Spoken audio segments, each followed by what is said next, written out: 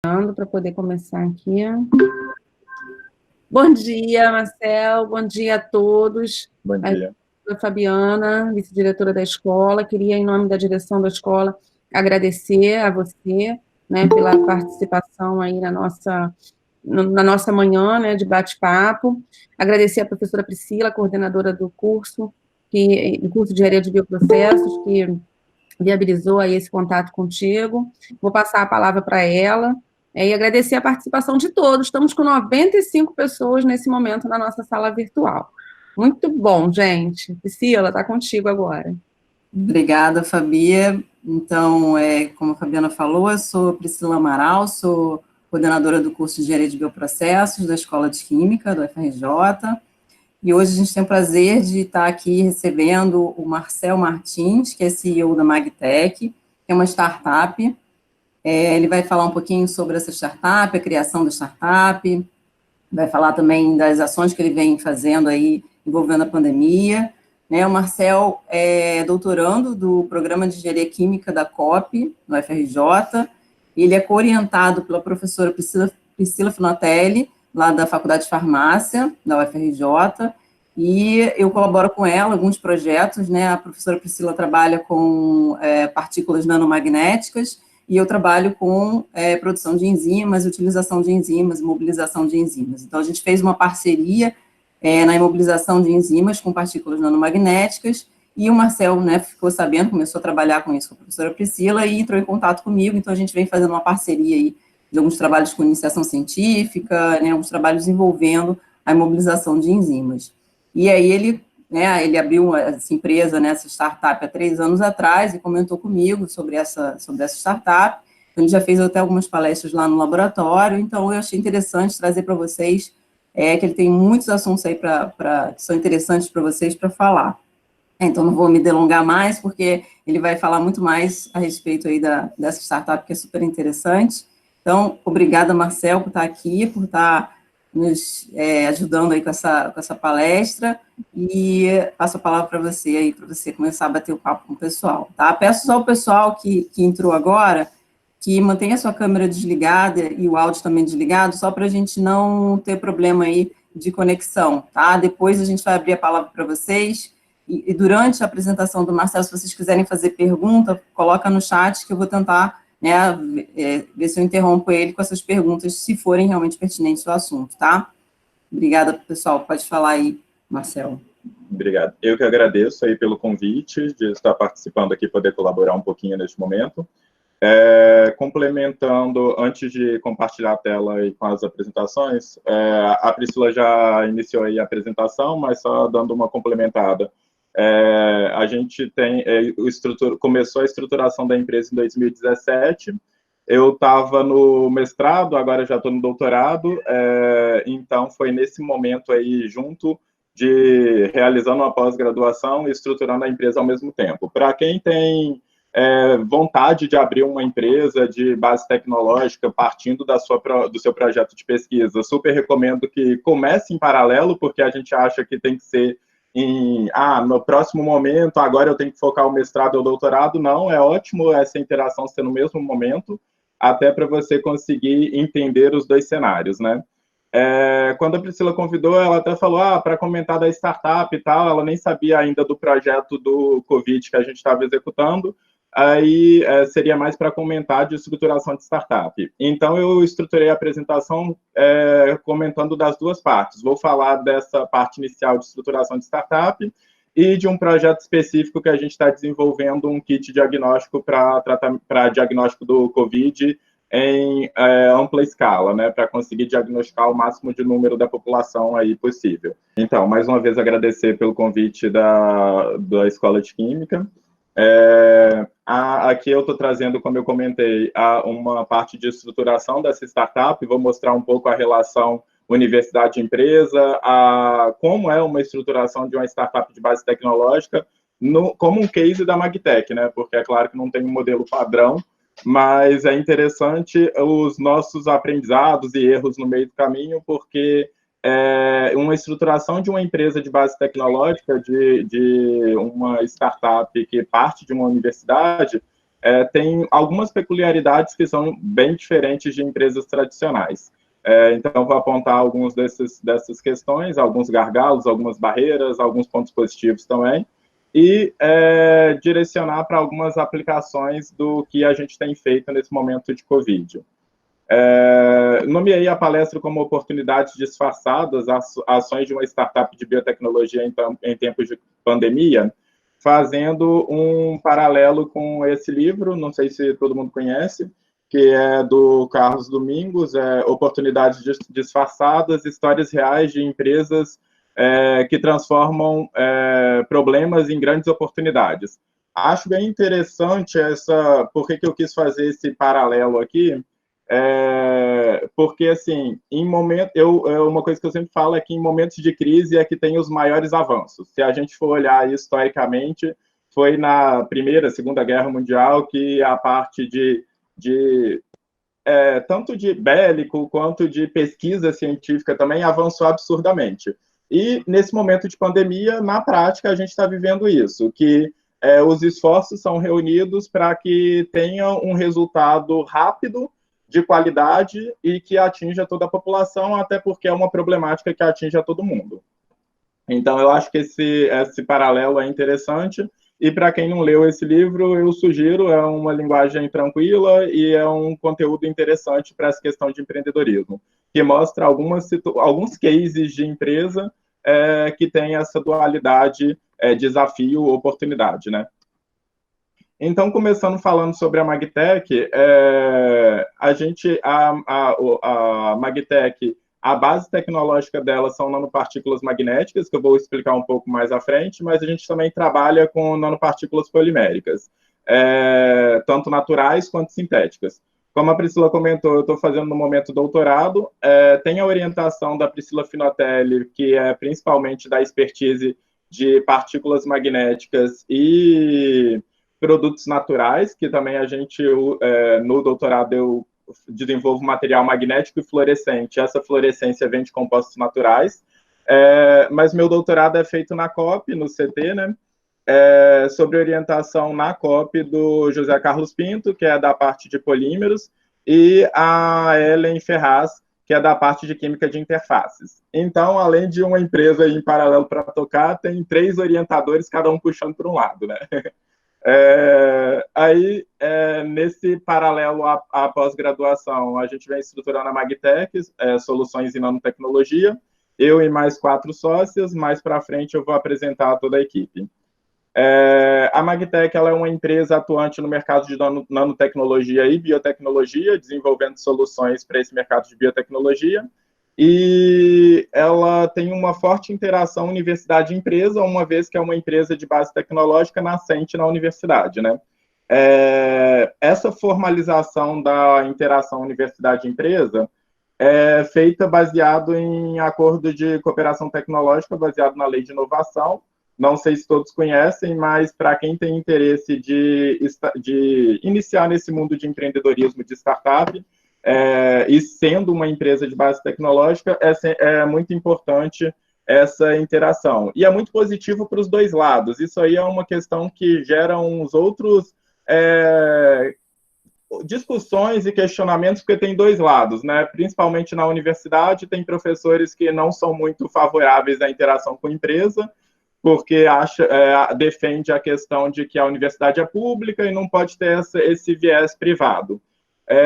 Mas a questão é perceber que é uma interação ganha-ganha. Principalmente nesse momento que está tendo muito corte para a educação, uma interação com uma empresa é muito rico, porque pode ser uma fonte de, por exemplo, até pagamento de bolsas de mestrado e doutorado, essa pode ser uma contrapartida da empresa, e fora isso, é que a pesquisa aplicada, ela passa a ser aplicada de fato, não é uma aplicada teoricamente de que tem um potencial de ser aplicado no futuro. Ela passa a ser aplicado de acordo com aquela necessidade que a empresa ou a indústria está trazendo e fala assim, tenho essa problemática.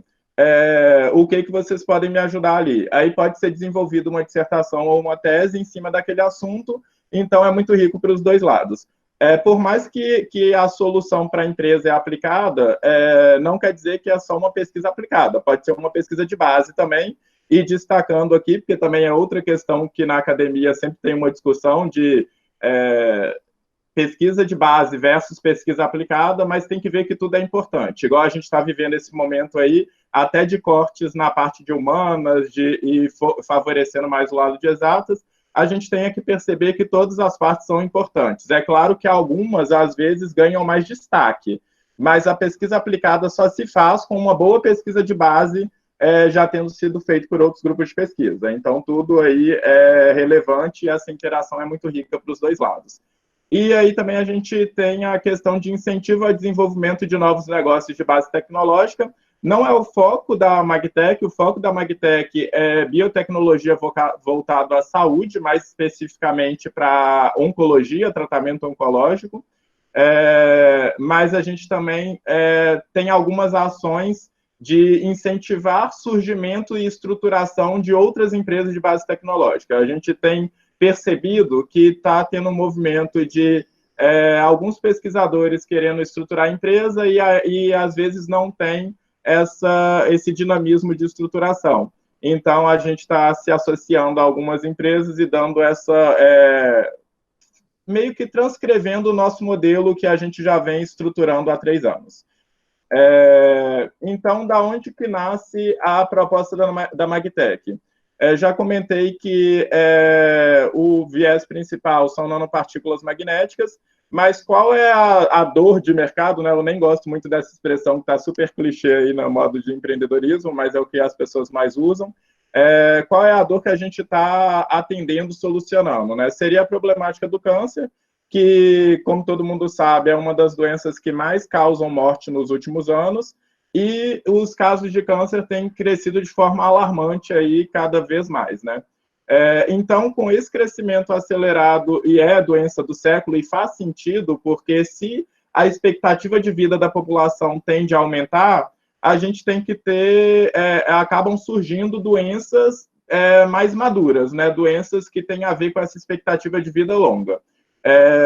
Não é que está tendo mais caso de câncer, é que acaba que a expectativa de vida está aumentando, então é um corolário, né? É uma consequência lógica aí. Então, com esse crescimento de casos de câncer, surge a necessidade de soluções mais impactantes, mais ágeis e que impactem em solução, mas não impactem em efeito colateral e tudo mais. Então, com isso, a gente pode usar a nanotecnologia para tanto diagnóstico quanto tratamento, que eu vou abordar um pouco mais para frente. Então, vou falar sobre nossa tecnologia, como que a gente contribui com essas nanopartículas magnéticas para propor diagnóstico e tratamento oncológico. A tecnologia, a base tecnológica da Magtec, ela se baseia em nanopartículas, não só magnéticas, são nanopartículas multifuncionais, que elas podem conter nanopartícula magnética, que é o núcleo da empresa, o núcleo tecnológico da empresa se baseia em nanopartículas magnéticas, dióxido de ferro, especificamente, mas a gente pode interagir essas partículas magnéticas com moléculas fluorescentes, também com fármacos, encapsular esse sistema em uma matriz polimérica que pode ser sintética ou natural, e também a gente pode funcionalizar a superfície para que tenha um nanosistema sítio-dirigido, e para que esse sistema aqui poderia ser dirigido pelos marcadores biológicos, que teria afinidade por algum local específico do organismo, no caso o tumor. Então, esse nanosistema entraria no organismo e, em função dessas biomoléculas na superfície, teria uma interação bem específica com a região tumoral, e essa liberação seria controlada de um fármaco, por exemplo. Então, a gente reduz bastante os efeitos colaterais, uma vez que efeito colateral de quimioterapia é devido ao fármaco ele interagir com as células que também são saudáveis, né? Uma outra coisa que a gente pode fazer é colocar marcadores radioativos, mas aqui, essa tecnologia toda, de todo esse nanosistema, a gente já domina, mas não faz sentido, no momento, colocar isso no mercado, principalmente por questão regulatória, que é um dos gargalos, como eu comentei, das questões positivas e negativas, né? Essa parte de radioatividade, uma das sócias, ela é especialista em radiofármacos e acabou de defender um doutorado de justamente ancorar radiofármacos em matriz polimérica. Então, a gente tem experiência com todas essas etapas aqui. Então, tem uma possibilidade de ter, tem uma plataforma tecnológica ampla, que pode ter várias aplicações e várias combinações 2 a 2. Aqui seria um sistema máximo que a gente poderia desenvolver, e pensando em oncologia, a gente teria 3 métodos de tratamento acoplados, que seria a quimioterapia pelo fármaco, a radioterapia pelo marcador radioativo e a hipertermia magnética, que é o foco da empresa. O que seria essa hipertermia magnética? Eu vou explicar melhor lá na frente com uma imagem, mas essa partícula magnética ela tem a capacidade de liberar calor quando submetida à aplicação de um campo magnético alternado. Então, a gente consegue matar o tumor por aumento de temperatura, como se estivesse causando uma febre localizada ali na região tumoral. A plataforma tecnológica, então, se baseia em nanopartícula magnética. Aqui tem um exemplo de uma solução coloidal, uma dispersão coloidal de nanopartículas magnéticas. Aqui, com o ímã do lado, a gente vê que a solução fica totalmente transparente. É uma solução aquosa, né? Então, que as partículas estão concentradas aqui, só para mostrar que a dispersão é muito boa. Então, isso daqui poderia, na questão do tratamento, ser injetado no paciente ou localmente, que seria a forma mais prática de imediato, porque se considerando em colocar no mercado, pode ser essa partícula magnética só com uma modificação de superfície para facilitar a interação com o tumor, mas injetado localmente para não ter que entrar na corrente sanguínea, ou a gente pode fazer todo aquele sistema mais complexo para ser injetado na corrente sanguínea e ter uma entrega sítio-dirigida, e não localmente. Mas tem que destacar que a entrega sítio-dirigida, ela tem alguns problemas a mais, porque tem efeito de macrófago, formação de corona proteica, então tem algumas coisas que tem que ser avaliada mais profundamente. Mas se quiser uma solução mais a curto prazo, a gente pode injetar localmente no tumor. Então, aqui eu estou mostrando a nanopartícula magnética, alguns marcadores fluorescentes. Aqui acabou que a imagem ficou sobreposta, mas aqui são curcuminoides. Na imagem de trás, que não está dando para aparecer, é uma outra molécula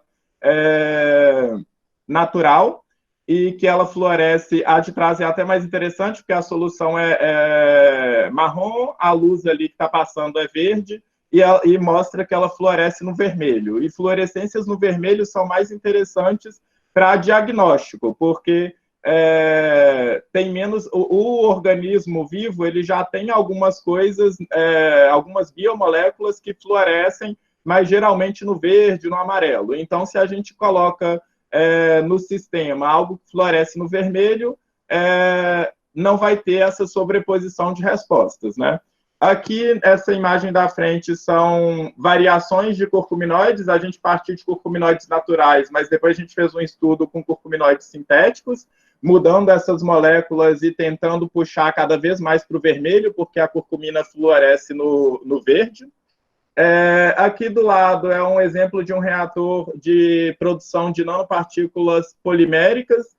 E aí aqui tem exemplo da nanopartícula polimérica pura, tanto um homopolímero como um copolímero, um marcador fluorescente encapsulado nessa nanopartícula, e dentro do reator a gente tem um sistema que é a partícula magnética, o polímero e o marcador fluorescente. Então, é um exemplo daquele teórico que eu mostrei anteriormente.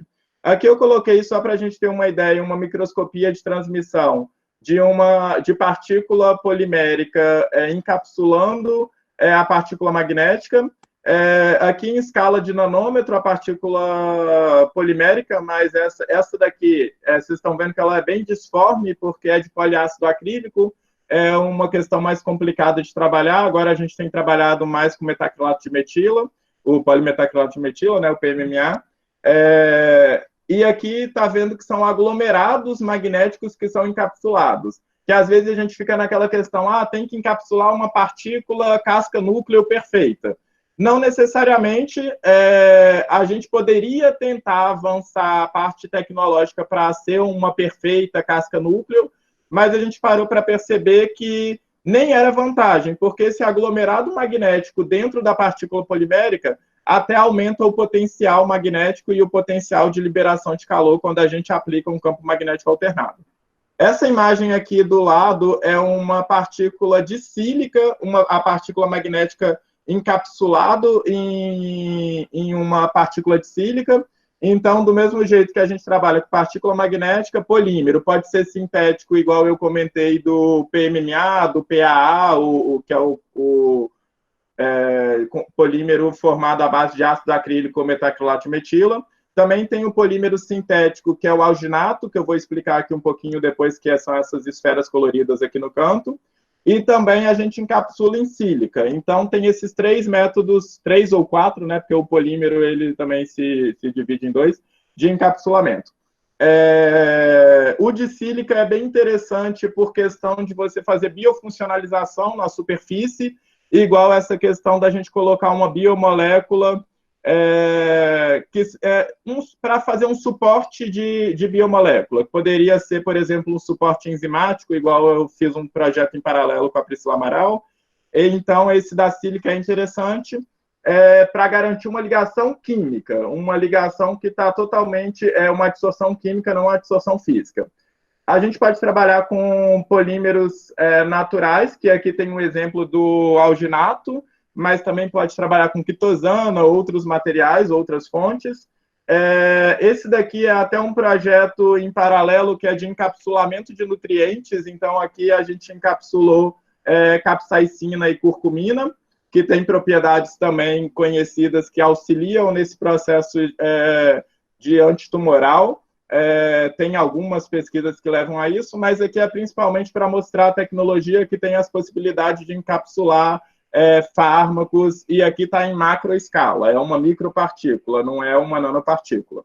Então, essa é a plataforma tecnológica, mas o nosso foco, por mais que tenha essa pegada, a Magtech a gente estruturou em 4 vertentes, que tem diagnóstico, tratamento, nutrição e cosmético, mas tudo voltado para a temática de oncológica, mas o foco principal da empresa é a parte de tratamento. E esse tratamento se dá por hipertermia magnética, que eu comentei rapidamente anteriormente, mas explicando um pouco melhor o que seria essa hipertermia magnética.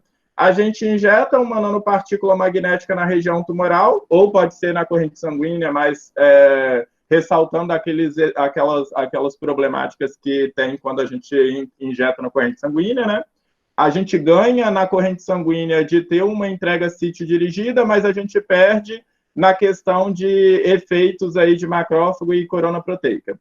Mas, enfim, injetando na região tumoral essa nanopartícula magnética, a partir do momento que a gente aplica um campo magnético alternado, essas partículas elas têm uma propriedade de liberar calor. Não vou entrar muito no detalhe técnico, mas elas são nanopartículas superparamagnéticas. E aí, esses momentos magnéticos que estão sendo representados por setinhas aqui, eles sofrem variações e eles se alinham ao campo magnético externo.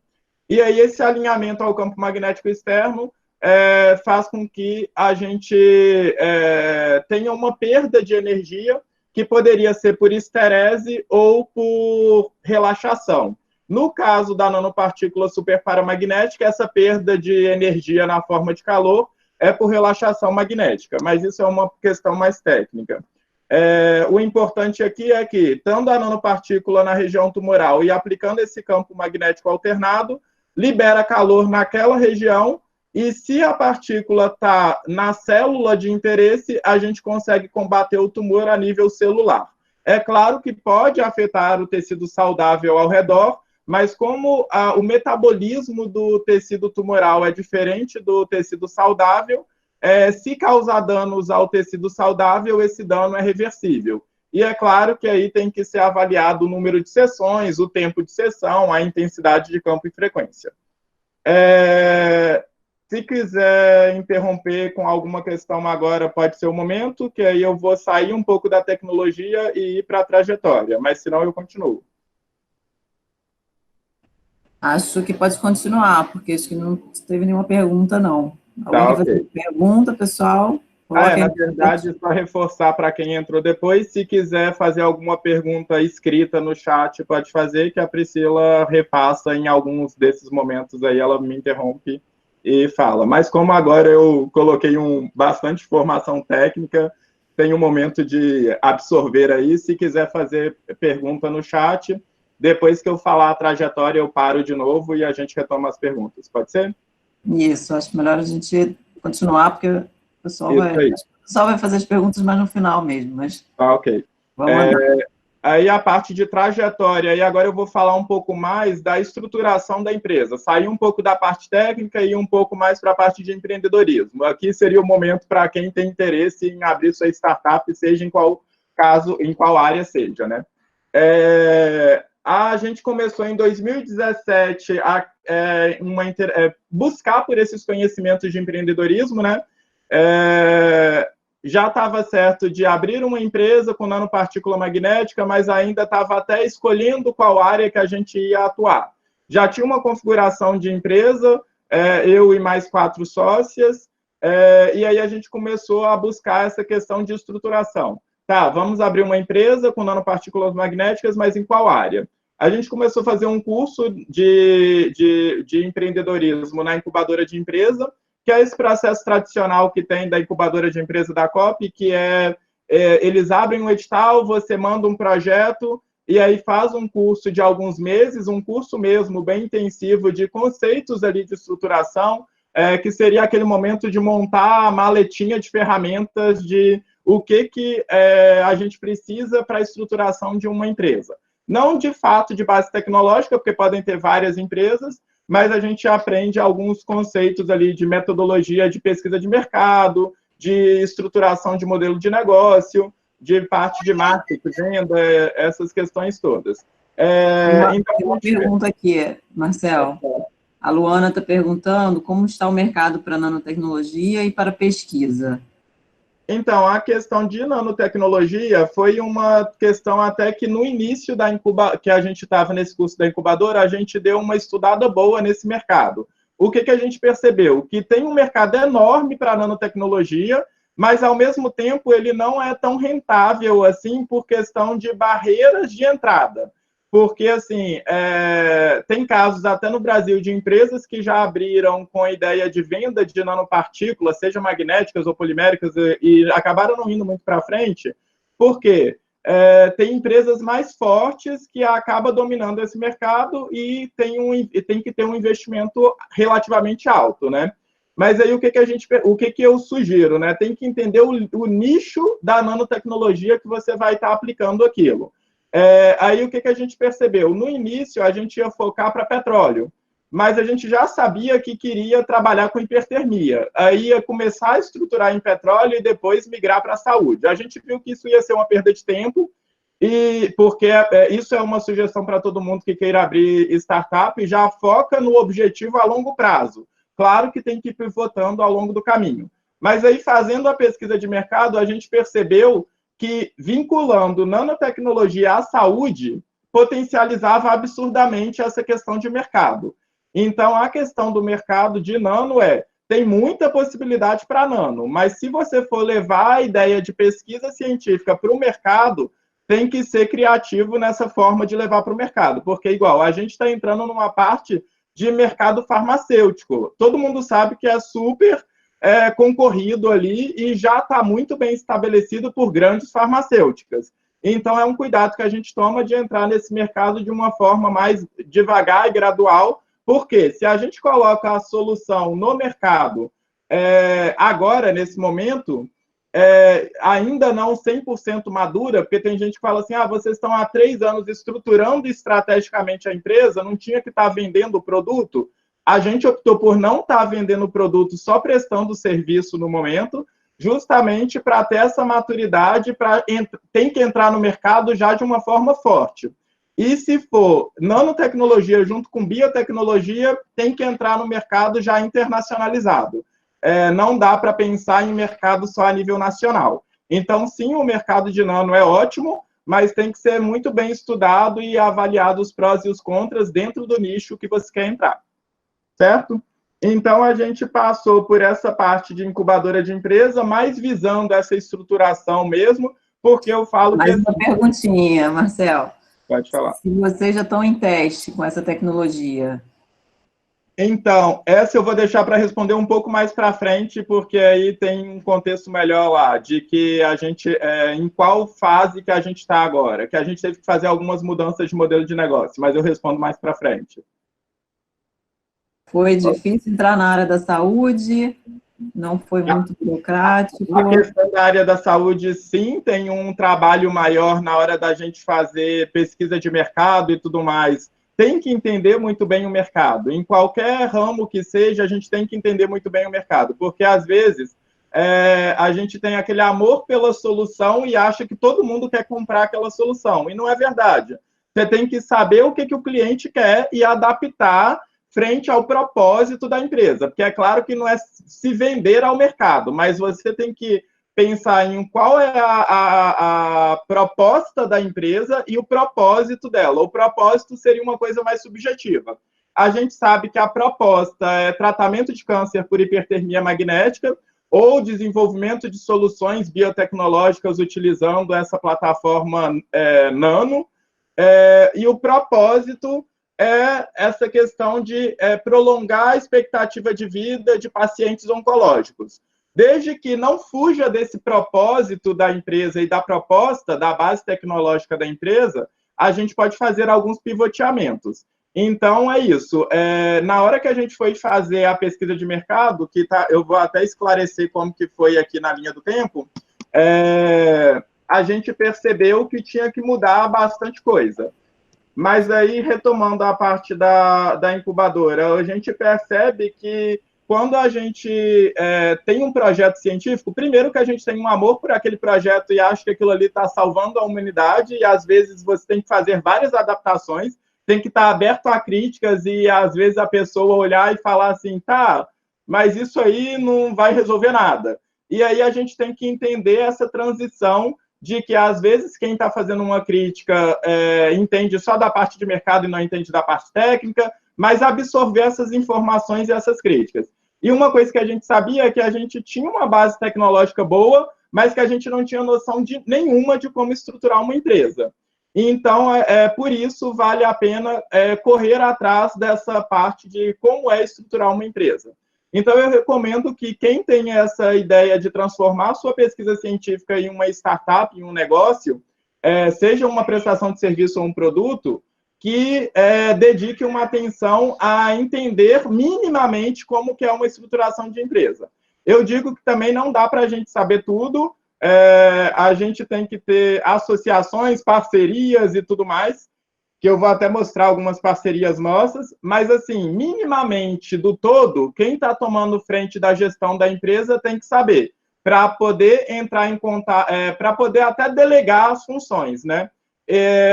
Uma dica interessante também para esse momento de estruturação inicial se você já tem sua equipe, já delega funções para cada um. Aí, na Magtech, por exemplo, eu fiquei com a parte de gestão e técnica, a Lisandra ficou com a parte financeira, a Luna ficou com a parte comercial, a Luciana ficou com a parte de marketing, lembrando que marketing não é só marketing digital, é esse marketing, venda e inteligência de mercado que tem uma interação grande com a parte comercial, e a Adriana ficou com a parte administrativa. Então, se tem mais sócios, vale a pena vocês já deixarem claro qual é o cargo dessas pessoas na empresa, para cada um desenvolver melhor a sua habilidade. E isso foi ótimo, porque senão todo mundo ia ter que saber de tudo, e não dá, ia ficar aquela coisa meia boca. Então, a gente já combinou que, se fosse para saber muito de uma área, seriam aquelas pessoas específicas. Isso é primordial para uma estruturação de empresa de base tecnológica, e já está muito bem definido as funções. Não quer dizer que um não pode auxiliar a parte do outro, claro. Tem vezes que eu preciso de um help no laboratório e eu posso contar com todas as minhas técnicas, todas as minhas sócias, porque elas também têm conhecimento técnico. E assim como se todas essas áreas elas estão interrelacionadas. Aí precisa da interação em pares ou na equipe como um todo. Mas é muito bom ter específico qual é a função de cada um. Então, só para não prolongar muito nessa linha do tempo, a gente começou a buscar essa parte de entender o empreendedorismo na incubadora de empresa, que foi mais ou menos em paralelo com o programa Shell Iniciativa Jovem, que eu não sei se todo mundo conhece, mas ele já tem 10, 12 anos de existência desse programa, que é pré-aceleração de empresas. Então, pega muito na etapa de ideação. Super recomendo para quem está com um projeto só na ideia, para ver a viabilidade de avançar com aquela ideia. E uma coisa que tem que ter em mente é que o mais importante não é a empresa. A empresa pode dar errado, você tem que mudar a ideia e tudo mais. O principalmente é a formação do empreendedor. Se você consegue... É claro que tem aprendizados ali no meio do caminho que você pode deslocar para a estruturação de uma nova empresa. E a gente trabalhando nesse meio científico, ideia é o que não falta, né? Então, se apega define um propósito e uma proposta ali, uma meta a ser alcançada, e tenta validar. Pode ser que você chegue à conclusão que o mercado não é tão rentável, igual perguntaram se o mercado de não é interessante, pode ser que na área que quer não é tão interessante, e assim, tem que ser feito planejamento financeiro, estratégico e tal. Não pode ir só pelo impulso da empolgação pela linha de pesquisa, porque aí acaba que pode ter esses casos de startup que surgem e depois investe em várias coisas e está falindo. Por isso que a gente optou por uma estruturação estratégica a longo prazo e entrar no mercado já forte, já internacionalizado. Mas isso é só um exemplo do case nosso, né? Eu só estou trazendo a nossa experiência. Mas eu sugiro que valide financeiramente, ou na planilha do Excel, aceita tudo e você consegue entender esse cenário. É melhor do que você investir em estrutura e depois ver que não vai ter um retorno. Então, invista em pesquisa de mercado, invista em estruturação financeira, de fazer planilha lá para ver se é viável ou não, e invista em estruturação estratégica, para pensar subjetivamente na montagem da sua rede para estruturar aquela empresa. Porque é muito melhor, porque você vai estar, teoricamente, perdendo tempo, mas que não é perdendo, você está investindo em tempo para não perder tempo e dinheiro ali na frente. Então, essa parte da incubadora e a Shell Iniciativa Jovem foi muito bom para a gente ter essa visão empreendedora no início, e nesse meio do caminho a gente abriu a empresa oficialmente. Essa é uma outra dica. Para quem quer abrir empresa, não espera estar melhor dos cenários. Você pode abrir uma empresa... quando você tem que abrir uma empresa, você tem que definir os quinais lá de qual é a área de atuação da empresa. Se todo mundo for abrir uma empresa de base tecnológica e ela está baseada em pesquisa científica, o mais recomendado é abrir uma empresa prestadora de serviço, não colocar KNAI nem industrial, nem KNAI de produção de produto, é como se fosse uma empresa de consultoria em pesquisa, e aí dá para ir amadurecendo essa ideia e, ao mesmo tempo, dá para aproveitar oportunidades de editais, de algumas outras coisas que surgem, que precisa ter o CNPJ para você se inscrever. Então, com essa estratégia, a gente abriu o CNPJ logo lá no início.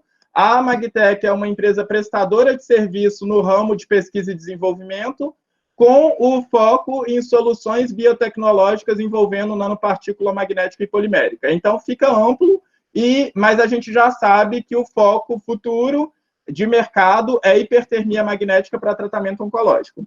A gente participou de alguns outros cursos, de algum hackathon em saúde, e uma parte principal aqui que é interessante destacar é esse Lean Startup Program. Está até errado aqui a escrita. O Lean Startup é uma metodologia de pesquisa de mercado, é uma metodologia ágil de entendimento do mercado. Duas metodologias interessantes para você ter um estudo de mercado interessante é o Lean Startup e o Design Thinking, que todo mundo já deve ter ouvido, nem que seja por alto. O Lean Startup é uma metodologia muito mais robusta, que Lean Startup, uma tradução livre, seria startup enxuta. Então, é aquela coisa de você entender rapidamente, entrevistando o máximo de pessoas possíveis, aí você analisa os resultados e tem insights daquelas respostas. mas é uma coisa muito objetiva, ele é muito mais objetivo. Porque você pode fazer, por exemplo, uma pesquisa num Google Formulário de perguntas mais fechadas e ver as respostas para você ter um cenário macro para começar a montar o seu funil de vendas e entender o seu mercado e que, tipo assim, uma coisa muito importante é entender que quem atende todo mundo não atende ninguém. Então, na pesquisa de mercado, vocês vão ver que tem vários nichos. Mas aí, essa pesquisa, pela metodologia de Lean Startup, é para você ir afunilando e ter foco no seu mercado. Aí percebe que tem um mundo de mercado a ser aplicado com aquela tecnologia, a ser atendido com aquela tecnologia, mas nem todo mundo vai ser seu cliente. Como aí, por exemplo, no nosso caso, como a gente já sabia que queria ir para a saúde, surgiram pessoas que responderam o questionário que queria aquilo para aplicações em física, para aplicação em regeneração, recuperação ambiental, para muitas outras áreas. A gente percebeu que tem um potencial, que a plataforma tecnológica tem um potencial de mercado enorme, mas a gente não saiu atendendo todo mundo, porque não dá para ter o foco em tudo isso. Foco seria em uma coisa só, que eu confesso que é uma dificuldade que eu tenho e que todo mundo que trabalha com pesquisa tem. Mas por isso eu tenho sócias, porque aí eu sou a parte que fica ali a mente criativa e que não está se preocupando com o pé no chão, mas aí minhas sócias me puxam para a realidade, e aí sempre a gente volta para o foco ali. Falando disso, Marcelo, tem aqui uma observação da Luciana, que observe a presença feminina na Magtech. Ah, sim, a Luciana é minha sócia. É o estímulo maior para as mulheres no ciência. Eu vou mostrar a equipe na frente. Sou eu e são 4 mulheres. Isso aí também é uma questão curiosa, né? Tanto do lado de base tecnológica, quanto do lado de que tem 4 mulheres numa empresa de 5 sócios, né? Eu acho que você comentou mais alguma coisa que eu falei por cima. Pode repetir, por favor? Tem outras perguntas aqui. Posso fazer? Pode. Uma, eu acho que você vai comentar, é da internacionalização. Como é que você fez a internacionalização do produto? Outra que está perguntando, a Gabriela Ferreira está perguntando que se existe alguma matéria na faculdade para entender mais a criação e a divisão de uma empresa. Se você recomendaria alguma para entender mais o assunto. Aí a Luciana falou da presença feminina, e tem aqui o Matheus perguntando em relação à área de atuação da empresa, como é a concorrência de outras empresas que já estão inseridas no mercado, estão inseridas nesse cenário. Qual é o quê? Em relação à área de atuação da empresa, como é a concorrência de outras empresas que estão inseridas nesse cenário. Tá. Com relação à pergunta de disciplinas, agora tem crescido mais o surgimento de disciplinas voltado para empreendedorismo. A minha graduação não foi na UFRJ, eu fiz graduação na UF. Então, assim, detalhes de disciplina eu não vou saber, mas o que é uma informação relevante para quem quer fazer disciplina é que a incubadora de empresas agora está fazendo uma parceria com os professores e criando um programa que, se não me engano, é Garagem Empreendedora. E aí é um programa de capacitação, eu acho que eles capacitam mais pesquisadores que eles introduzem nas suas disciplinas questões de empreendedorismo. Mas pode buscar a incubadora de empresa, essa equipe Garagem, que com certeza eles indicam professores que ofertam disciplinas em empreendedorismo, e devem ter várias, e aí devem ter uma mais genérica, e deve ter outras mais específicas para aquela área de atuação, né? Talvez pode ter alguma coisa de empreendedorismo em biotech, está crescendo bastante coisas assim. Mas fora o da universidade, tem esses programas, por exemplo, do Shell Iniciativa Jovem, que é gratuito, ele está até começando uma outra turma agora. Ele era um curso presencial, mas em razão da pandemia ele virou... eles estão fazendo como EAD. Para esse ano não dá para se inscrever mais, porque começou ontem, se não me engano, mas é interessante para quem está na etapa de ideação. E tem cursos do Sebrae, por exemplo, igual esse Bio Startup, que é para biotecnologia, para criação de negócios na área de biotecnologia. Mas, assim, tem um mundo de informações gratuitas, de cursos, ou até livre na internet e tal, sobre essas temáticas. Eu também prefiro o curso porque a gente cria uma rotina ali e aprende melhor, né?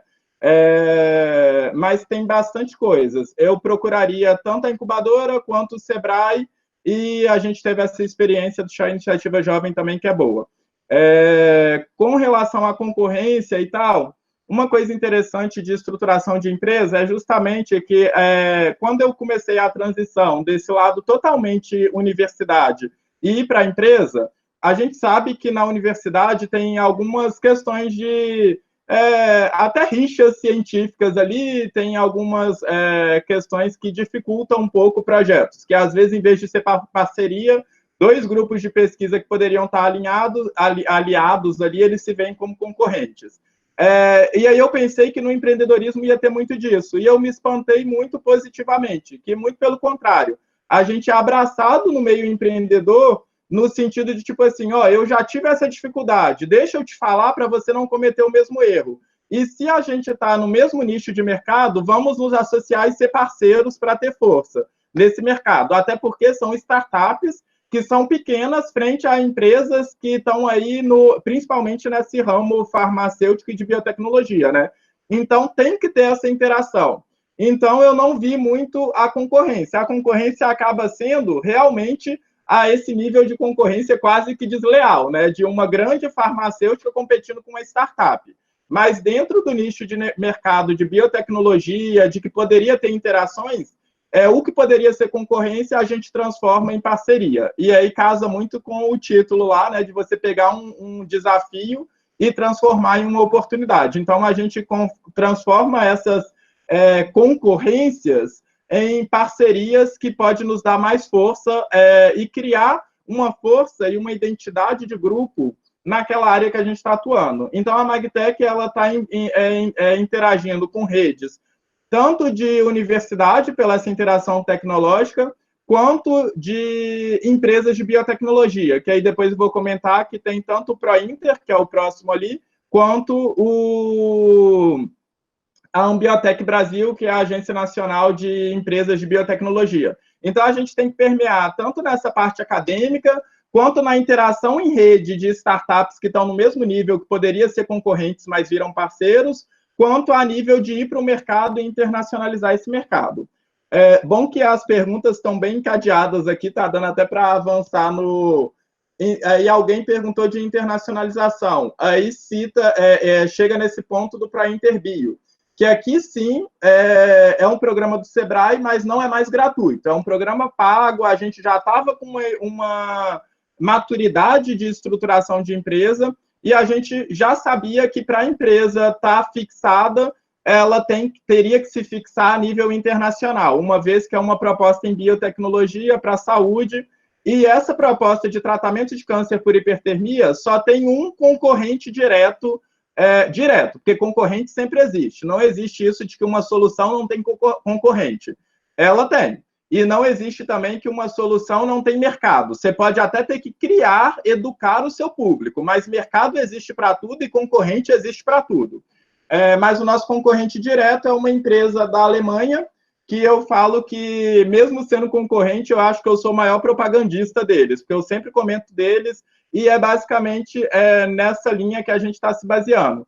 Mas eles têm o foco de tratamento oncológico de glioblastoma, e a gente está direcionando para outras linhagens tumorais. Tem os motivos de ser glioblastoma e tal, até porque no início eles começaram com tratamento oncológico para câncer de próstata ou câncer de mama.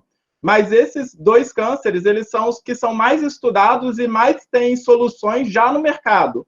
Câncer de mama, por exemplo, por mais que tenha muitos casos, já tem muitos tratamentos com sucesso. Então, não vale a pena você colocar no mercado uma tecnologia nova para competir com processos já bem estabelecidos. Aí, por que eles focaram em glioblastoma? Porque tumor cerebral tem menos, mas não tem caso de sucesso no tratamento. Quase todo mundo que é diagnosticado com glioblastoma vem a óbito logo em seguida. É um tumor muito agressivo e que não tem... é rápido de levar a óbito, e não tem tratamentos eficientes. Então, essa é uma questão, só para vocês verem a estratégia. Então, a estratégia deles foi essa, basicamente. A nossa está sendo umas outras áreas, mas que justamente tem que levar em consideração, entender bem o mercado, né? Eu não falei muito bem do Lean Startup, mas é importante destacar também, o Lean Startup Program foi uma oportunidade que a gente teve por ter feito o curso da incubadora de empresas. Esse Lean Startup foi uma metodologia que iniciou nos Estados Unidos e difundiu pelo mundo inteiro. E aí,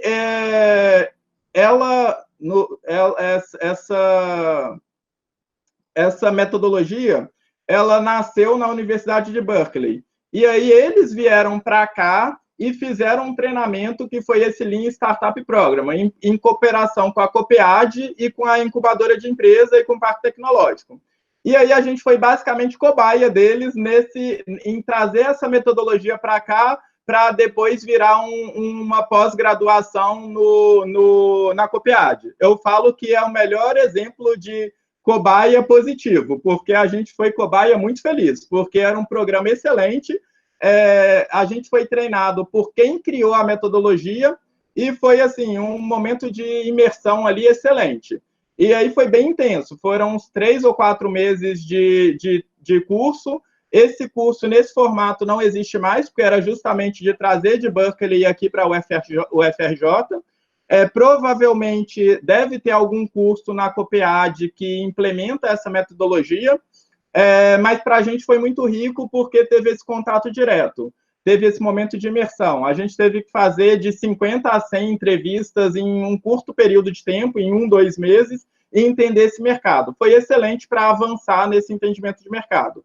E aí tem essa questão do ProInterBio, e o ProInterBio é um programa pago, é uma consultoria que dura 1 ano, é um programa muito bem estruturado, é só para biotecnologia e só no Rio de Janeiro. Para quem tiver curiosidade, procura por ProInterBio, que vai encontrar fácil. Até no site ou rede social da MagTech também tem informações. E o foco do ProInter é internacionalização.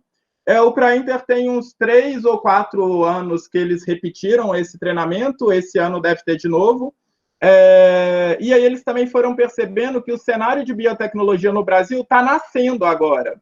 Então, o que a proposta era investir em internacionalização, tipo, pegar uma empresa madura e investir na internacionalização, teve que dar um passo um pouquinho atrás para estruturar melhor todas as empresas, para fazer uma padronização dessas empresas de biotecnologia, e aí sim ter uma empresa muito bem estruturada com foco em internacionalização. Então, o ProInter é muito bom para isso, para dar essa normalizada de conhecimentos que a gente já tinha, mas com entendimento muito melhor agora, e com foco em mercado e com foco em internacionalização.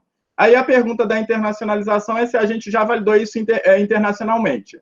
Então, a gente tem alguns projetos já de internacionalização, tem uma proposta de filial em Portugal, que é um direcionamento estratégico até para a gente estar nesse mercado internacional, porque a gente, como o foco é tratamento de câncer por hipertermia, a principal barreira que a gente tem é a legislação. E o único local que aplica hipertermia em humano é na Alemanha.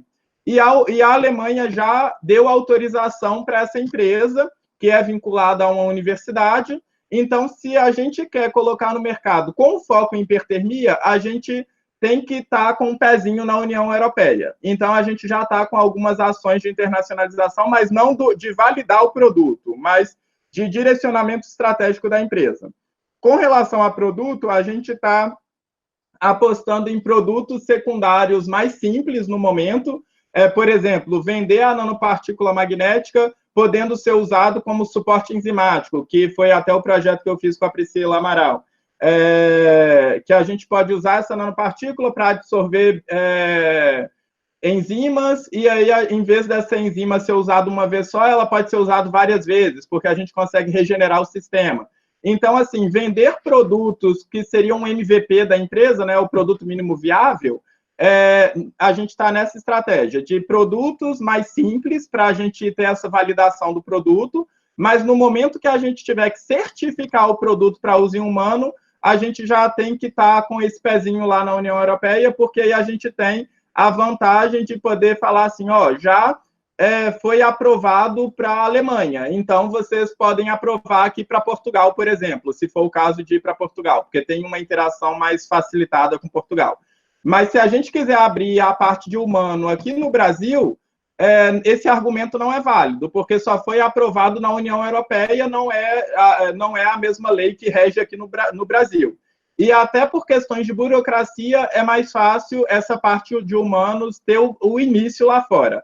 Não quer dizer que a empresa deixa de ser brasileira, a empresa continua sendo brasileira, mas ela vai ter que ter essa filial, esse pezinho lá fora.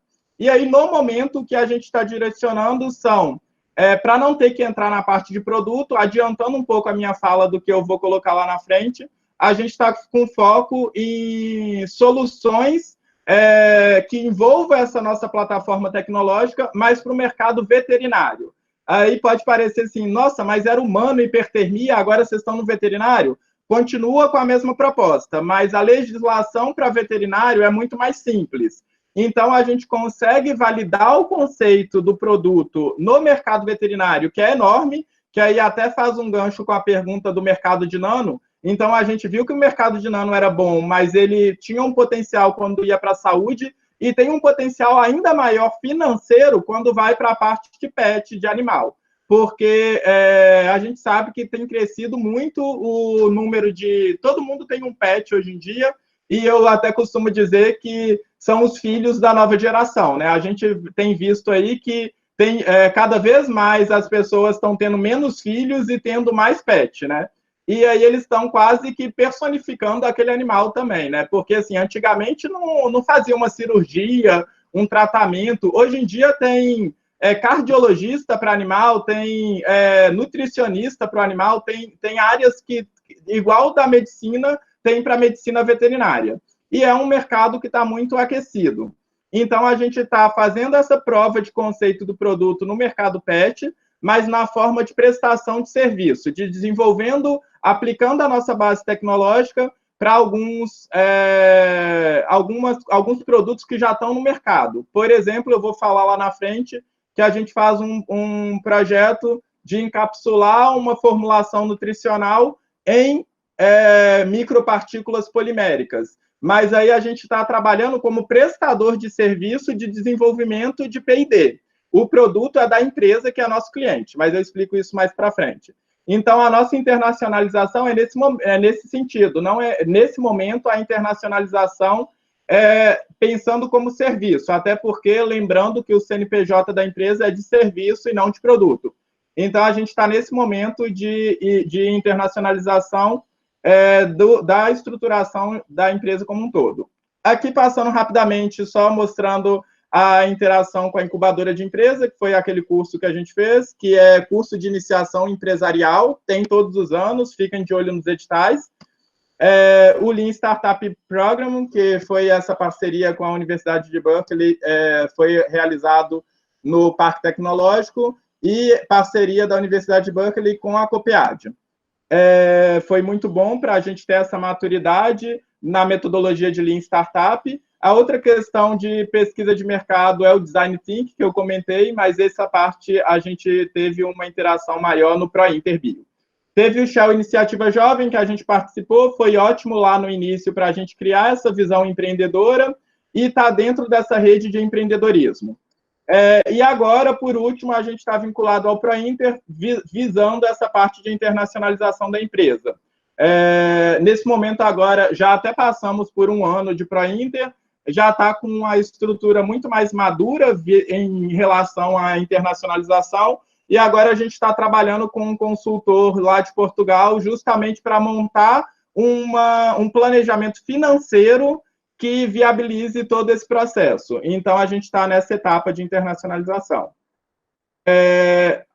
Alguma outra coisa? Posso avançar para o mercado? Só tem uma última pergunta aqui, Marcel. Como foram as etapas relacionadas ao financiamento do projeto? Quais foram os maiores desafios? Essa eu vou falar até antes de entrar no mercado, porque até em outras palestras que fala de estruturação mesmo, bem detalhada, eu coloco como que quais foram as nossas estratégias de captação de recursos e tudo mais. Mas eu tirei daqui para ser mais rápido, mas deixa eu pincelar então nesse ponto.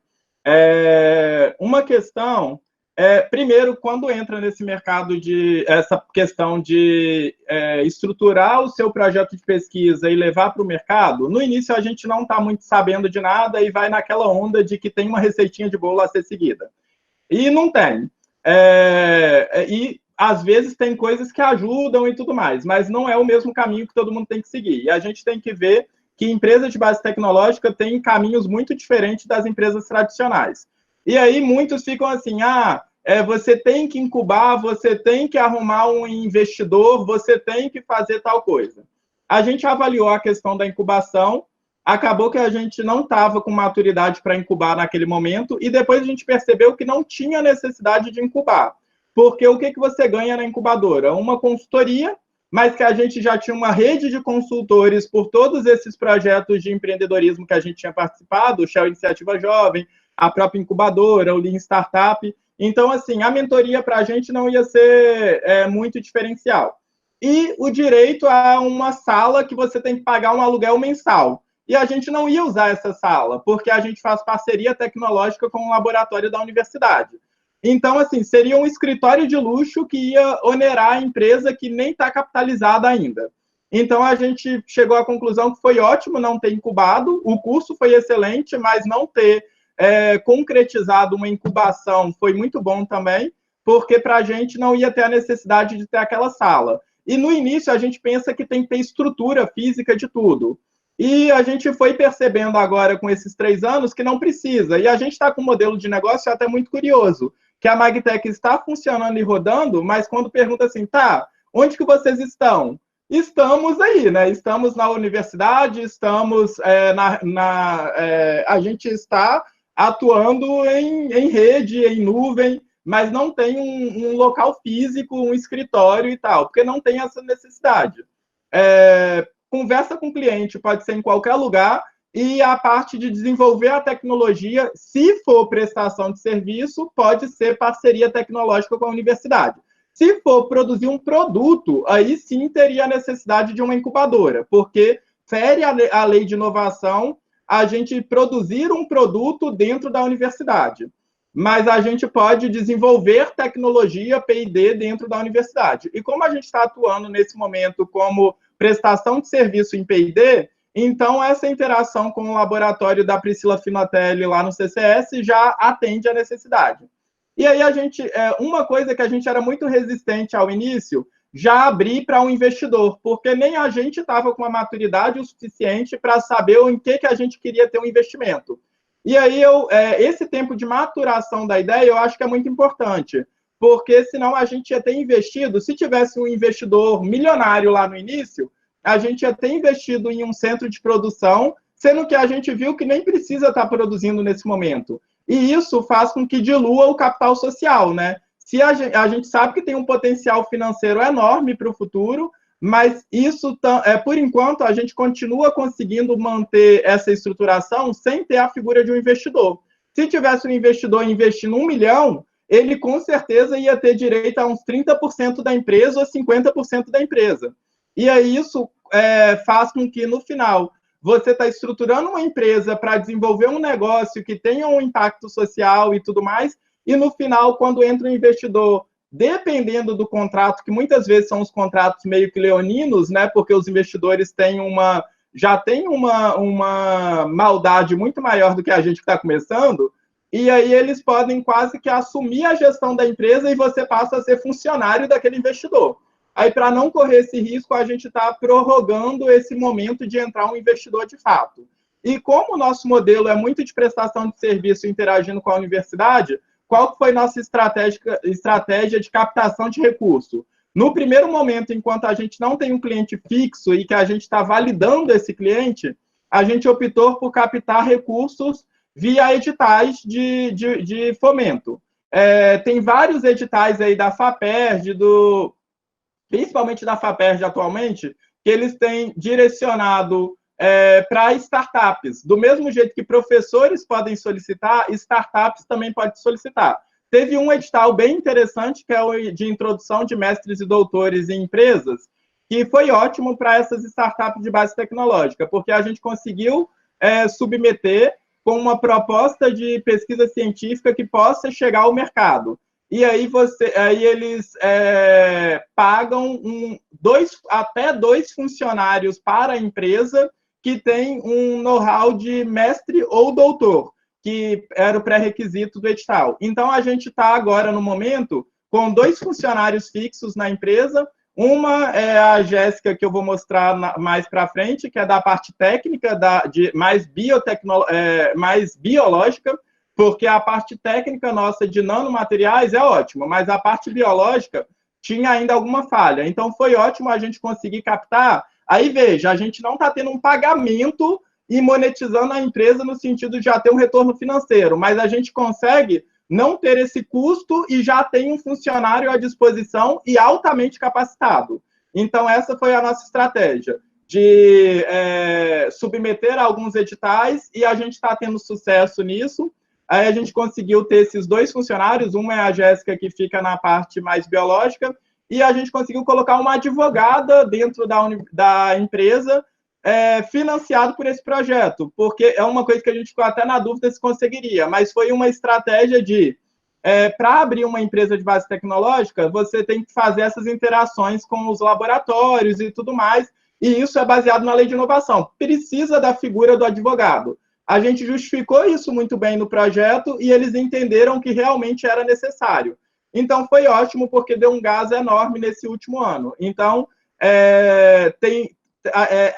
a monetização tem que ver que não é necessariamente um cliente, não é necessariamente um investidor. Vamos ser criativos aí e gerar modelos de negócio diferentes. Então, a gente está implementando esse modelo de negócio, de, num primeiro momento, submeter a editais de subvenção econômica, que podem ser totalmente públicos, podem ser públicos ou privados, ou totalmente privados. A gente está submetendo esses 3 tipos. E aí a gente consegue validar o MVP tecnologicamente, até porque não pode pôr um produto de uma hora para outra no mercado, tem que ter toda a parte de regulatório. Então, via esses editais, a gente consegue monetizar os nossos funcionários para que a gente consiga ter uma maturidade no produto para ele entrar no mercado mais maduro. E também fortalece a rede de interação com a universidade. Isso é excelente. Então, no momento, a gente está com uns 3 ou 4 editais já aprovados, com projetos mais diversificados possíveis. Tem um que a gente faz uma parceria com uma professora da UFRJ, da nanotecnologia de Xerém, que é para desenvolver um marcador magnético e fluorescente para rastreamento de célula-tronco. Esse projeto está bem avançado. Tem um outro que é para desenvolver até uma parte mais biológica para cultivo de organoide celular, para a gente testar a toxicidade desses nanosistemas. Esse também já está em execução. E tem esse outro agora que eu vou contar em mais detalhes, que é do COVID, que é parceria com professores virologistas, 2 pesquisadoras da UFRJ e também tem 2 pesquisadores da UF. E aí isso dá uma força para a empresa e é o retorno para a universidade também.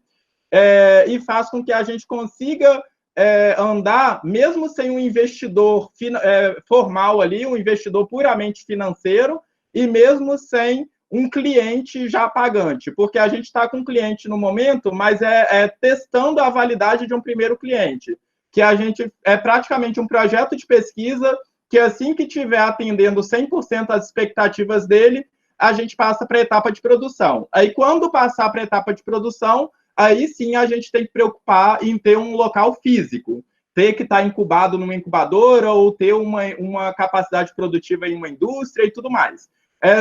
Só coloquei todas essas questões aqui para vocês verem que não é uma receita de bolo, mas vale a pena pegar a expertise de outras empresas e estudar como que outras empresas têm se estruturado num formato parecido ao não necessariamente o nicho, mas pelo menos tem que entender outras empresas de base tecnológica. Para a gente foi ótimo ter interações com outras startups da UFRJ, por exemplo, e aí a gente replicou muita coisa do modelo de negócio deles no nosso modelo de negócio. Uma que eu posso citar, que todo mundo deve conhecer, é a IGEA, que agora é até Nova IGEA, que eles até venderam a empresa para uma grande farmacêutica, e foi um caso de sucesso muito interessante, que valida essa interação universidade-empresa sendo vantajoso para os dois lados, e também valida estratégias de modelo de negócio diferente do tradicional.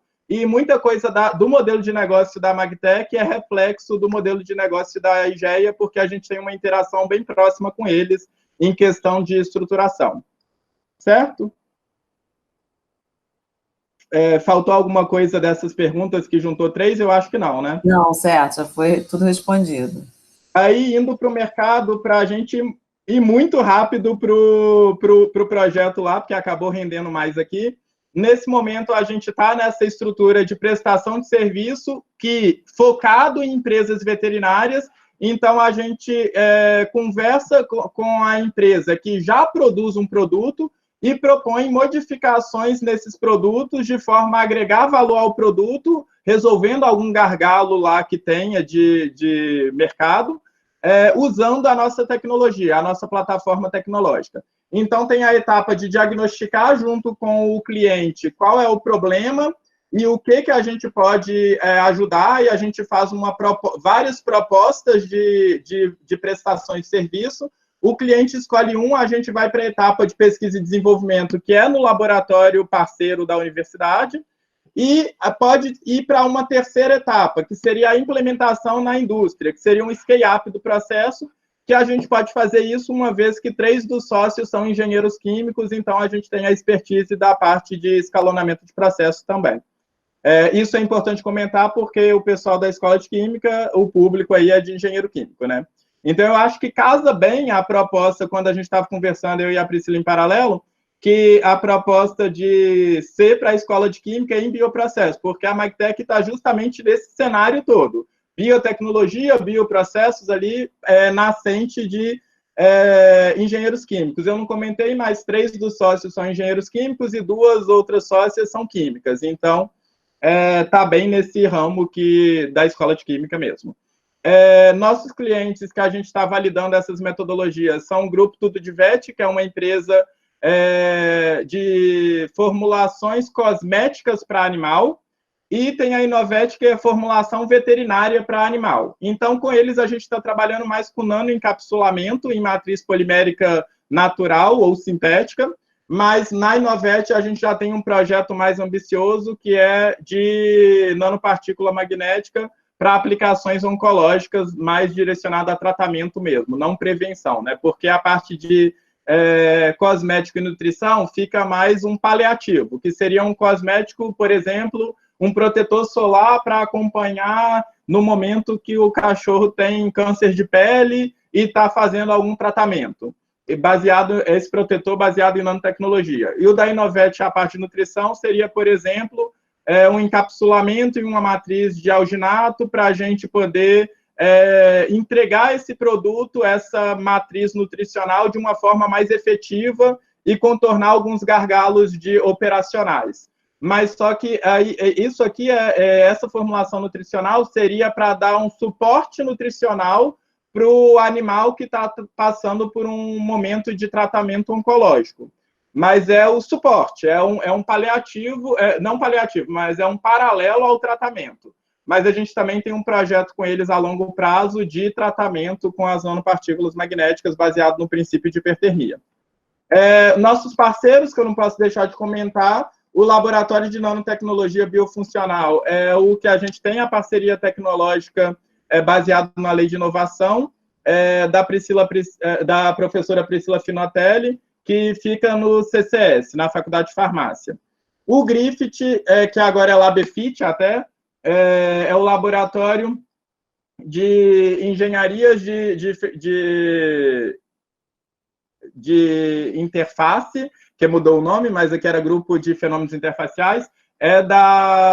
Esses 3 primeiros laboratórios são dos meus orientadores de doutorado. A Priscila Finotelli, da parte de nanopartícula, a Ellen Ferraz, da parte de interfaces, e o Engepol aqui é do José Carlos Pinto, que é da parte de polimerização.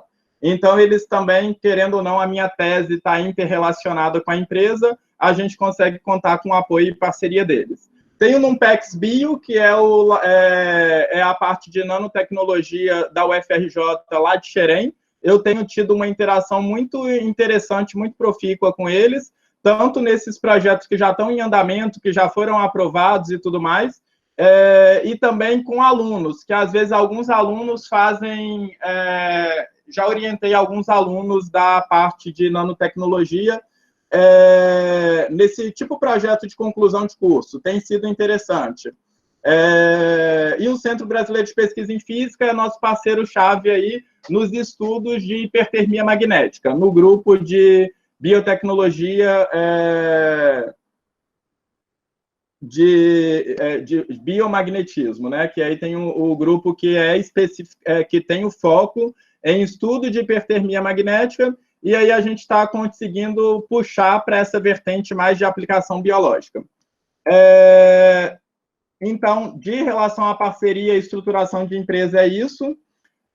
Eu vou entrar na parte do kit diagnóstico, mas eu vou pedir uma interrupção aí da Priscila no sentido de como que a gente trabalha nesse tempo final aí. Até que horas que a gente vai levar a live, só para eu saber o tempo que eu falo do kit diagnóstico.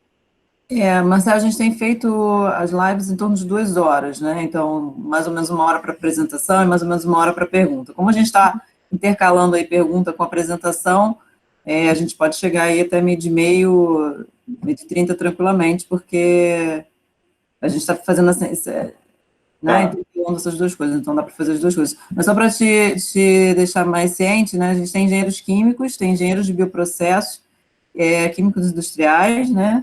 Então, ótimo que todos esses têm total relação também. Então, são os 4 cursos da escola, são esses 4, né? A gente tem plateia aí, provavelmente, de todos os cursos, tá? Sim. Não, mas aí todos os cursos também estão relacionados com essa proposta no geral, né? Não tem nenhum que foge muito. Interessante. Vou falar dessa parte do kit diagnóstico, vou tentar focar, aí agora a gente pode talvez mudar um pouquinho o cenário, a forma. Tem mais alguma pergunta bem importante sobre a parte de estruturação? Ficou só uma pergunta aqui, deixa eu ver aqui, da Maria Eduarda. De acordo com as suas experiências pessoais, quanto tempo você tem visto as startups levarem até terminar de se estruturar e após entrar no mercado, quanto tempo para se estabilizar nele? Então, isso é interessante pensar de uma forma mais macro e também são 2 cenários. A Magtech, a gente já sabe que ela vai estar aí forte, estabelecida no mercado, entre 5 e 10 anos de estruturação. E isso é o padrão de empresa de biotecnologia. Mas é claro que não dá para esperar 5 anos para você ser monetizado. Então, tem que ter um foco na proposta principal, que já sabe que vai ser a longo prazo, mas tem que criar um modelo de negócio flexível, que eu sugiro esse de prestação de serviço, e que não fuja da proposta central, que use a mesma base tecnológica. Aí você consegue ter retornos, monetizar a empresa em menos tempo. Mas eu não colocaria menos de 2 anos, porque eu acho que é interessante. A pessoa está estruturando em interação com a universidade, então ela estaria pelo menos ali na metade final do doutorado, e aí usa esse tempo não com o desespero de pôr um produto no mercado, até porque você tem que responder uma tese ainda, né? Tem que desenvolver conhecimento científico, escrever documento e tudo mais. Mas você pode estruturar na empresa em paralelo. E aí esse tempo de retorno está muito direcionado ao tempo de dedicação exclusiva à empresa, né? Então, eu sei que a Magtech vai entrar no mercado mesmo quando eu defender o doutorado. Não dá para estar com uma empresa a nível multinacional e você está defendendo um doutorado em paralelo. E aí tem que levar em consideração essas questões subjetivas, porque, por exemplo, a gente está estruturando essa empresa, mas todas as minhas sócias, elas têm um emprego em paralelo e eu estou fazendo doutorado em paralelo. Então, ninguém está 100% dedicado à empresa. E isso impacta no tempo de resposta de que a empresa vai ter. Uma outra curiosidade em relação à questão de sociedade aí, além de serem 4 mulheres além de mim, duas dessas pessoas, dessas sócias, elas são funcionárias públicas. E isso é interessante para professores, que eu estou vendo que está crescendo a ideia de professores abrirem empresa e às vezes acharem que não pode e tudo mais. Sim, pode, a lei de inovação está aí para isso, ela já existia há mais tempo, mas a partir de 2018 teve o decreto regulamentador que organizou melhor essa história, e aí o professor só não pode ser, o professor ou funcionário público, só não pode ser o administrador da empresa, o representante legal da empresa. Então, o representante legal da MagTech sou eu, mas eu tenho sócias que trabalham, né, que são concursadas ali. Uma na parte de engenharia nuclear, ali no IEM, que é no Fundão, e a outra no SEMPES, que é da Petrobras. Mas elas não dedicam, elas têm dedicação exclusiva lá ao negócio delas, mas nada impede delas serem sócias da empresa. Isso também vale para os professores. Se algum professor quer abrir alguma startup, vale a pena investir em um pós-doc, um doutorando, e aquela startup passa a ser quase que a startup de estimação do laboratório e o professor é sócio da startup. É uma relação de sinergia muito interessante para todas as partes. Tá bom? Então, isso aí é relativo a tempo de dedicação e o momento que cada um está participando, porque a gente sempre tem que alinhar a vida pessoal, a linha de tempo da sua vida pessoal com a linha de tempo da empresa, né? E muitas vezes a gente deixa isso de lado e é uma coisa que impacta. Então, eu vou para a parte do kit diagnóstico, eu vou explicar de uma forma mais ampla, até por questão de tempo, para deixar para algumas perguntinhas no final. E depois eu até vou apresentar, vai sair ao ar aí alguns outros materiais sobre especificamente esse kit diagnóstico. Então eu vou pôr mais a ideia geral. Os detalhes eu posso disponibilizar links de acesso para acessos futuros com mais calma. Então, nesse momento de pandemia, a gente estava avaliando em como que a gente poderia propor alguma solução que fosse interessante para essa temática do Covid. Aí remete ao título lá da palestra que eu dei, né? Que seria pegar essa crise de pandemia e ver como que a gente pode contribuir e transformar isso em uma oportunidade. A gente viu que um primeiro caso era a questão de kits diagnóstico, e aí, como começou na China e tal, teve essa questão de importar muitos kits, mas os kits são esses testes rápidos de farmácia. E tem um gargalo de, principalmente, importação e número de kits disponíveis. Aí não está conseguindo trazer para o Brasil ou para qualquer outro lugar o número de kits necessário para fazer o diagnóstico de toda a população. Então, um gargalo é testar a população em massa. E aí, o que a gente pensou? O mais caro para esses kits são as biomoléculas. Então, por que não ancorar essa biomolécula na partícula magnética e, em vez de você testar um paciente, o mesmo kit poderia ser regenerado e testar vários pacientes? Então, a proposta aqui, no geral, como eu coloquei aqui o textinho resumido, é desenvolvimento de um kit reutilizável para diagnóstico da COVID, a partir da detecção do antígeno, né, do SARS, e também dos anticorpos, que seria a proteína S. Então, são duas propostas de solução. Um faz o diagnóstico do antígeno, o outro faz o diagnóstico do anticorpo. Vou explicar por que a importância desses dois diagnósticos. E a gente está empregando a nanopartícula magnética como suporte para essas biomoléculas. Então, são bits magnéticos que têm a biomolécula aderida à superfície quimicamente, nesse caso, e aí a gente pode regenerar o sistema e testar outras pessoas com o mesmo kit. Então, a problemática é essa questão da pandemia do Covid, a demora de apresentar os sintomas, porque tem essa janela aí de 14 dias de apresentar sintoma e o vírus está no organismo mesmo sendo combatido pelo sistema imunológico. E então, nessa janela de 15 dias, a gente poderia testar o antígeno, porque o vírus está ainda no organismo, então a gente vê se ele ainda está ali.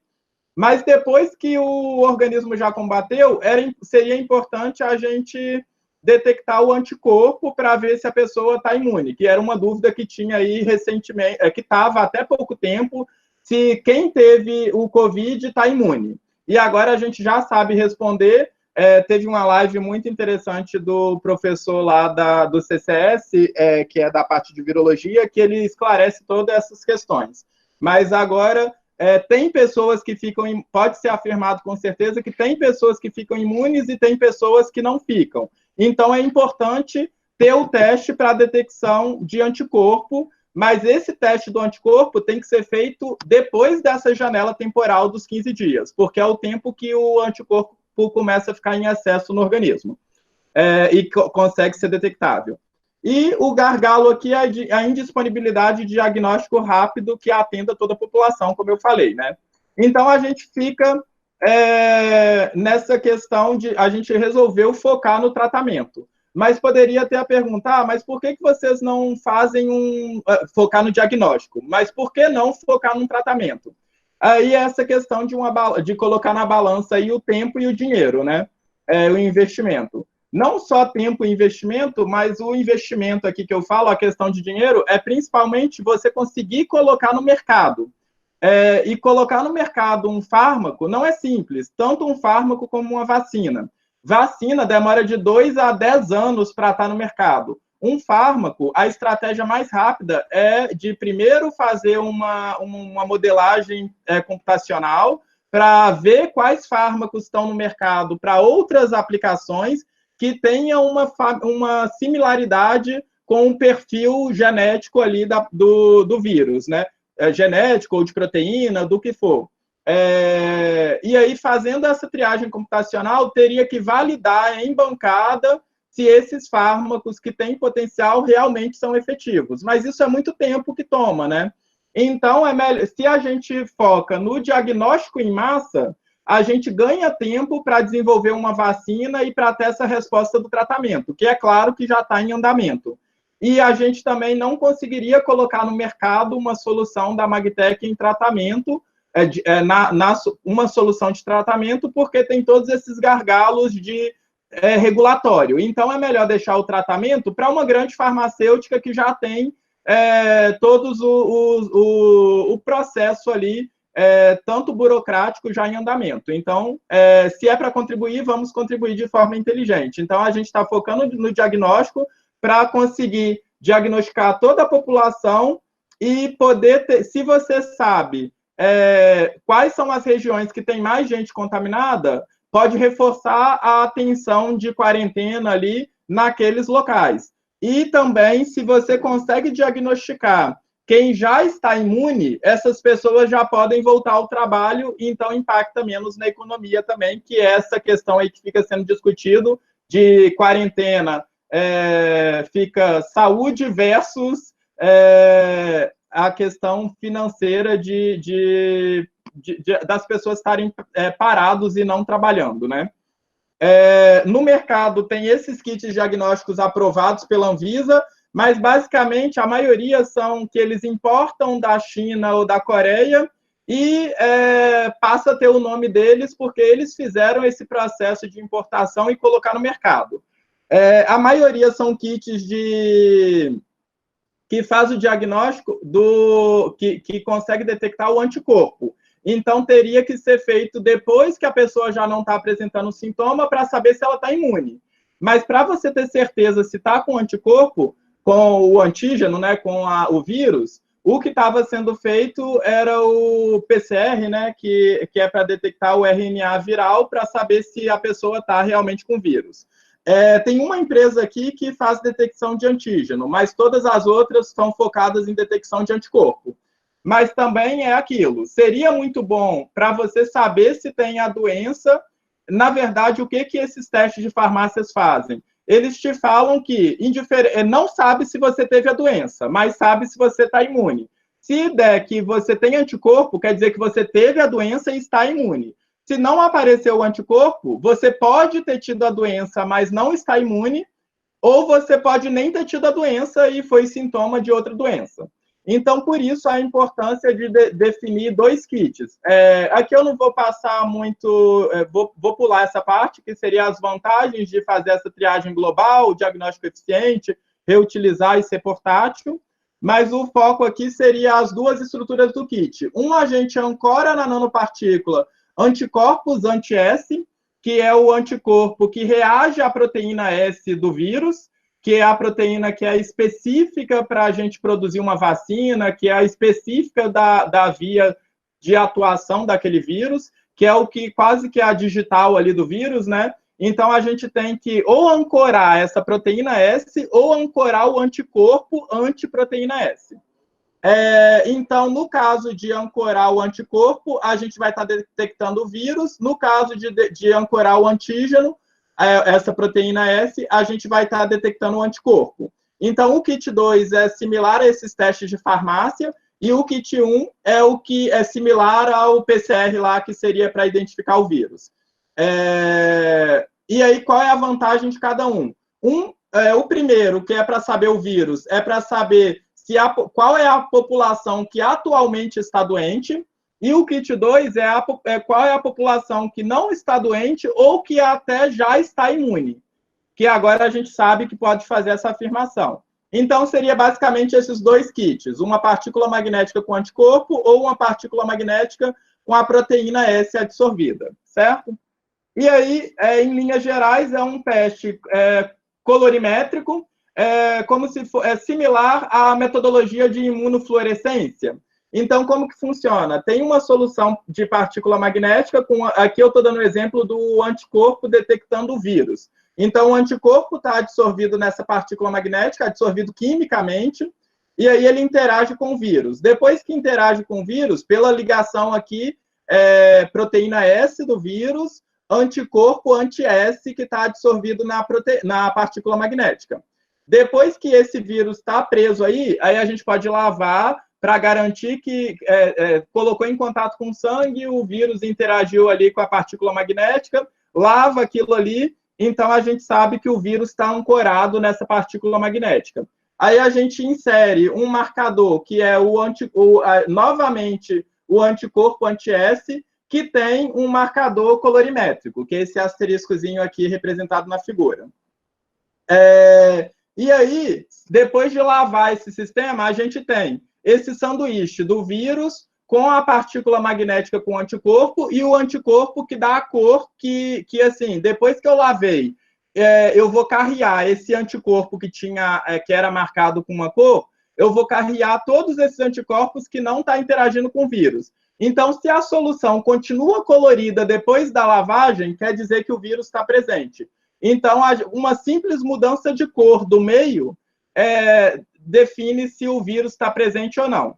E a análise do anticorpo é similar, só que na superfície da partícula magnética eu teria a proteína S, no meio aqui vai estar ensanduichado o anti-S, que é produzido pelo organismo, e o marcador colorimétrico passa a ser a proteína S marcada com alguma coisa colorimétrica.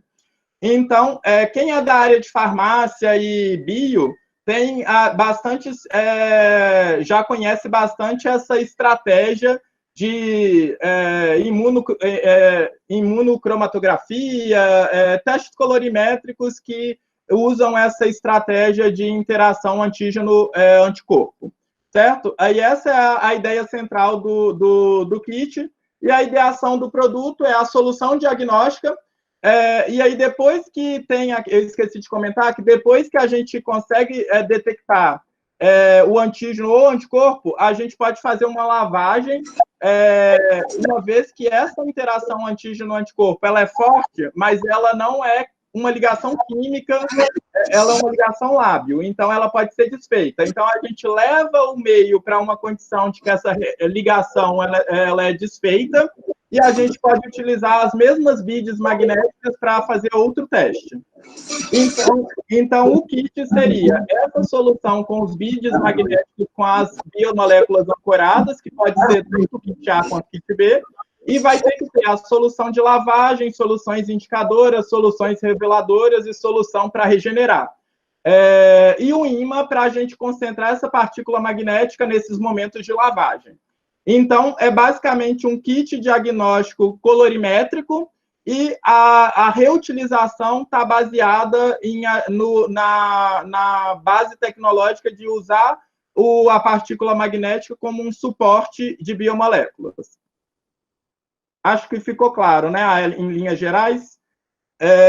E aí o segmento de clientes seriam hospitais e grandes centros de diagnóstico, porque a ideia não é ser um kit de farmácia, é uma coisa que tem que ser os profissionais de saúde mesmo, uma vez que tem que seguir um protocolo e teria essa regeneração do sistema, né?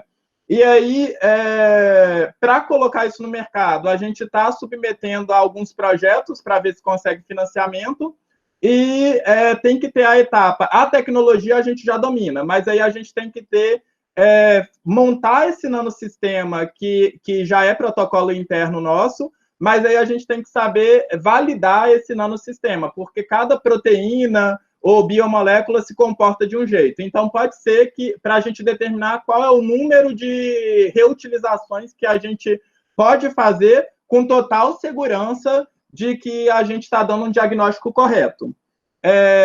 Então, esse não é para ser um teste rápido de farmácia, e sim para ser feito por hospitais ou centros de diagnóstico, igual a gente pede exame de sangue em algum laboratório de diagnóstico. E o diferencial é justamente a gente testar um grande número de pessoas, que aí a gente pode fazer essa triagem a nível do país inteiro e tomar estratégias essa questão de isolamento social mais efetivas e talvez até fazer com que uma parte da população já possa sair desse isolamento, uma vez que pelo kit 2 faz o diagnóstico do anticorpo e vê que a pessoa está imune. Claro que a gente não faz isso sozinho, não sou só eu e minhas sócias, a gente precisa de uma equipe ali de colaboradores.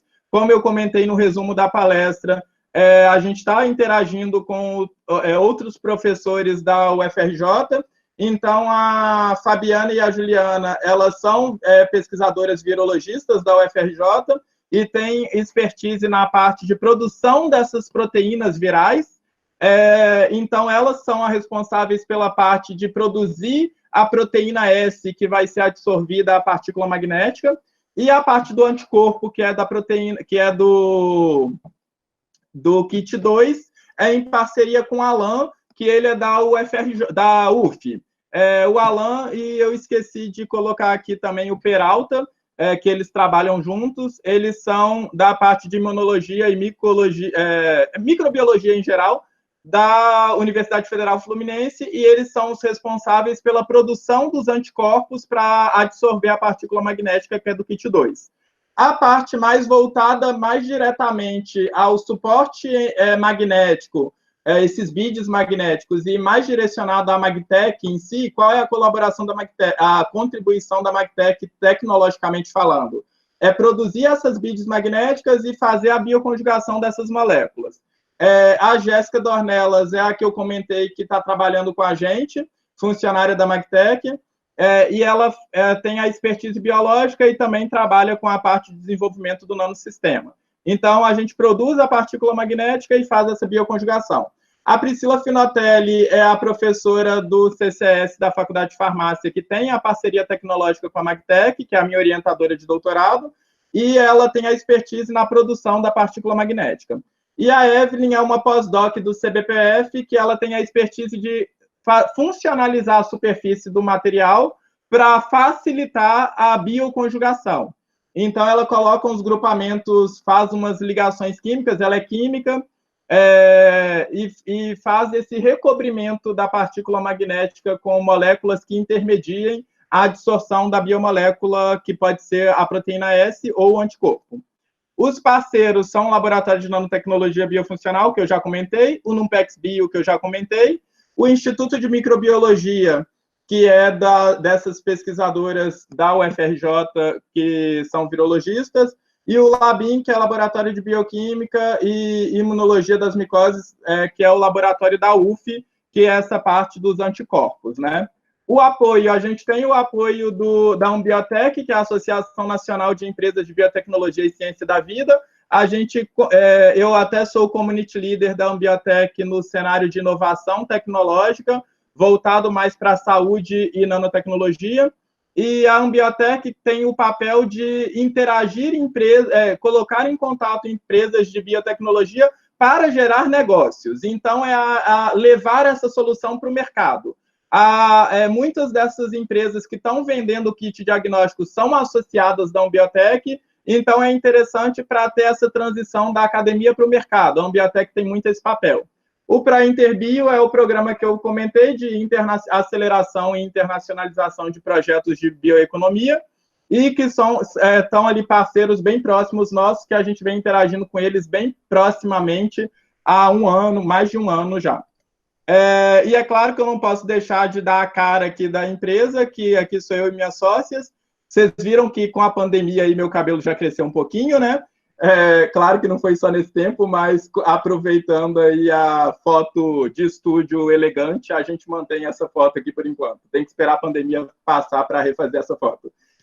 Então, sou eu, a Lisandra, a aluna, a Luciana e a Adriana, que tomamos frente aí da Magtech. E é isso, meus contatos são esses, as redes sociais deixo aqui à disposição. Quem não nos segue no LinkedIn, Instagram, solicito aí que sigam. A gente posta vários conteúdos lá, até para essa parte de... para dar uma questão de passar informações para o público, porque como é uma empresa de base tecnológica, a gente tem que ter ações de marketing de educar o cliente. Então, tem alguns conteúdos interessantes que a gente tende a postar lá. Então, tá meu contato, e-mail, se quiserem entrar em contato, fiquem à vontade. E eu acho que a gente tem 15 minutinhos para perguntas e considerações finais aí, né?